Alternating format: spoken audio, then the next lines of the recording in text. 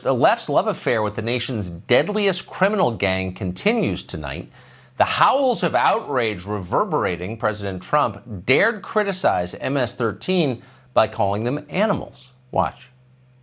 He basically seems to assume that everybody is part of MS-13. Very strange to hear the President of the United States speak in such dehumanizing terms. Clearly, the president wants a war against Latinos. You might make that distinction between members of MS-13 and the rest of the Latino community and the rest of the immigrant community. I assure you that most of Americans don't make that distinction when he says we're animals.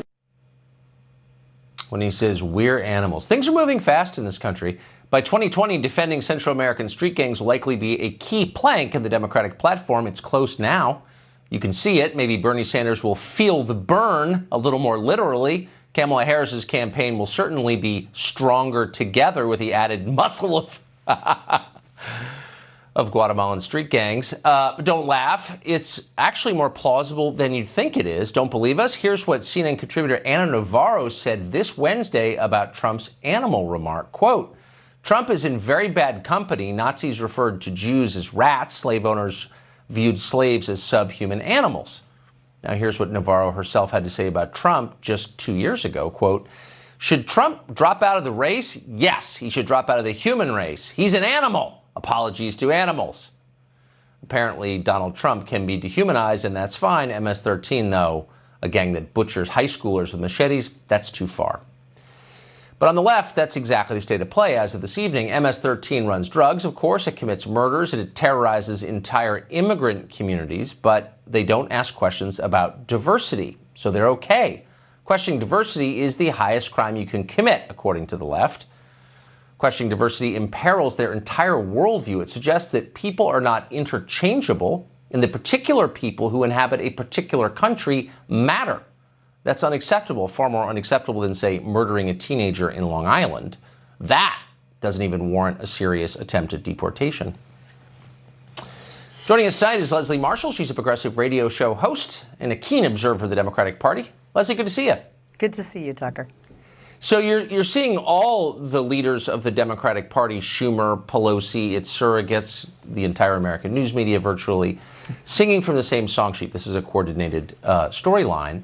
Who thought of this? What consultant convinced Democrats running in defense of MS-13 was a good way to go into the midterms? Well, first of all, I think it was very clear, quite frankly, and I know fellow Democrats get angry at me, that the president was answering a question that the sheriff posed regarding the gang members.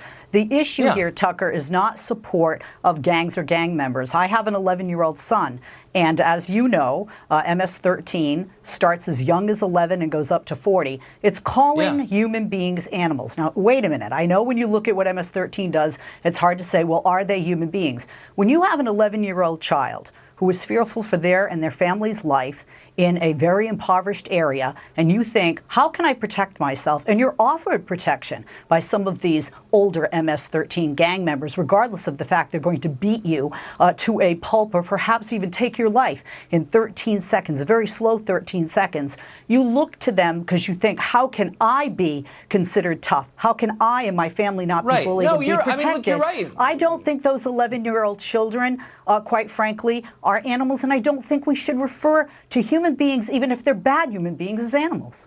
Well, but look, people have all kinds of reasons for doing what they do, and sometimes it's understandable. But, I mean, people had reasons for becoming concentration camp guards. But if I called a concentration camp guard an animal, you would say, you know, he's not strictly speaking an animal, he's a human being, but I get it. He's horrible. Like, you're expressing your outrage at what he does. If I said that, no one would bat an eye.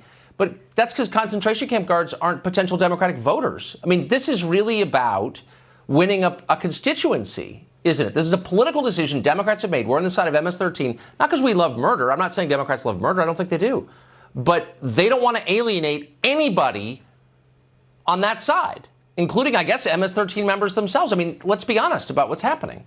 I don't agree with you there, although we are certainly in an era where left or right, a lot of things come into the landscape and are argued for political gain, especially with midterm elections coming up. I don't think that's the point here at all, Tucker. I mean, you know that we liberals claim to be pacifist. We claim to care about everyone, and it is the terminology that is very unsettling to a lot of people in the Democratic. Yes, liberals are pacifist. Liberals are pushing, I mean, you're watching liberals across the spectrum from, Nikki Haley to Chuck Schumer pushing for more war in Syria. They're bloodthirsty, actually. When did Nikki Haley start wearing a Democratic cape? I must have missed that one. When she started pushing for more pointless wars. But here's the point. If I came out and described a concentration camp guard as an animal, nobody would have a problem with it. I certainly wouldn't have a problem with that. You wouldn't. No normal person would have a problem with that. Normal people don't defend murderers, but the Democratic Party is defending MS-13. And I'm just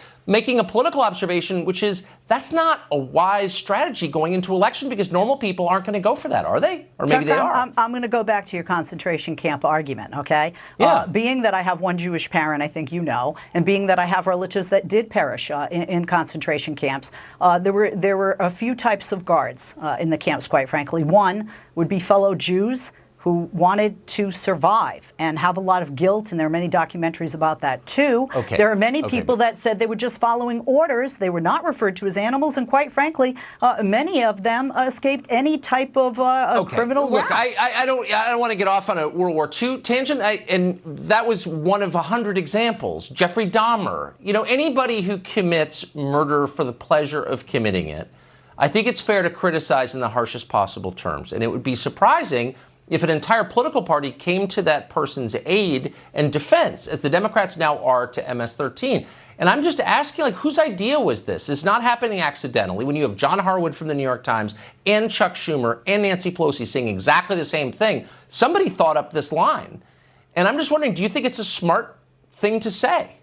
I don't think anybody thought up the line. I think what happens, and is happening almost every day, is the president says something or tweets something, and then there's a reaction, and certainly there's a strong reaction on the left, and there's been a reaction in the Latino community because a lot of the headlines were that the president said this about all immigrants at first, and then when people read the transcript or they listened to the actual taping of what occurred in that meeting, then it became more clear that he was speaking about MS-13, and it was a response by the sheriff's question regarding MS-13. But you also have to remember, Tucker, some people that are in MS-13 in this country begging not to be deported aren't a part of the gang. They just can't get out because the only way out is to be killed. But let me ask you this, and final question, but this is the deep irony undergirding all of this, which is MS-13 preys upon immigrants. I mean, who do you think their victims are? Overwhelmingly Honduran, Salvadoran immigrants, often illegal, by the way.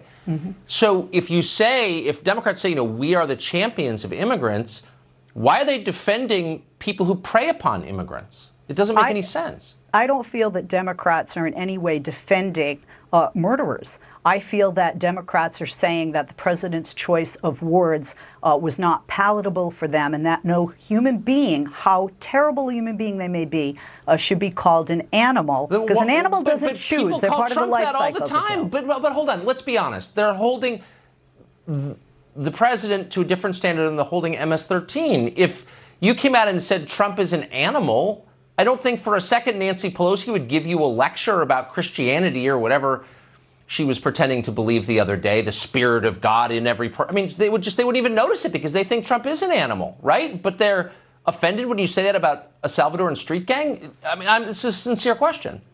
Honestly, I'm not a fan of the president, but I would defend him if somebody called him an animal, because I don't think a human being should be called that. And a president should be at a higher standard liberal. than a gang. And I hope you will denounce that. I can't even remember her name, but that CNN contributor is always getting crazy on TV who called him an animal. Anyway, Leslie, thank you. It was great to see you. Good to see you, Tucker. Dan Bongino, a former Secret Service agent and NYPD officer, also contributor to NRA TV. He joins us tonight. So as a political matter, I know that you ran for office. You know politics from both sides. Right. Do you think it's smart to run in defense, and they are defending, MS-13? Tucker, this is the genius of Trump. Whether he plans these things or they're just extemporaneous moments when he says them, which they probably are, that's not the genius in calling them animals, although I agree with him 100%. The genius is he doesn't apologize. He doubles down. And listen, I'm no big fan of the establishment GOP swamp rats. They're not necessarily the geniuses in D.C., but I can tell you this, Tucker, assuredly. The Democrats are most assuredly the dopiest party in D.C. because they constantly get baited through their anti-Trump animus into doing things they wouldn't ordinarily do. Coming out and defending a group whose motto is rape, torture, and kill, and going, hey, listen, they're just human beings. I love Leslie. She's my friend, and I think she's great. But some of that commentary was outrageous, Tucker. I mean, think about what she said. Yeah. We're not comfortable with anybody being called animals. Let me get a little list for you of things the Democrats are comfortable with. They're comfortable calling NRA members terrorists, Obama comparing Republicans to Iranian hardliners, tyrants, calling Americans deplorables who vote for Trump. None of that seemed, I mean, really? I love Leslie to death, but the phoniness of these comments is a little bit too much. But you're absolutely right that Trump baits his opponents into getting so far over their skis that they're kind of exposed as the lunatics they are. And by the way, they weren't this way 2 years ago. I don't think that Chuck Schumer, who's a pretty smart guy, a sober guy anyway, and a calculating guy above all, would have stood up 2 years ago and defended MS-13. He never would have done that because that's crazy. And now he is. Tucker, the examples are legion. Think about the running on the wall and that Mexico was going to pay for it. The wall is pretty practical. But honestly, Mexico, the counting of that's probably not. Trump knows that. But what does he also know?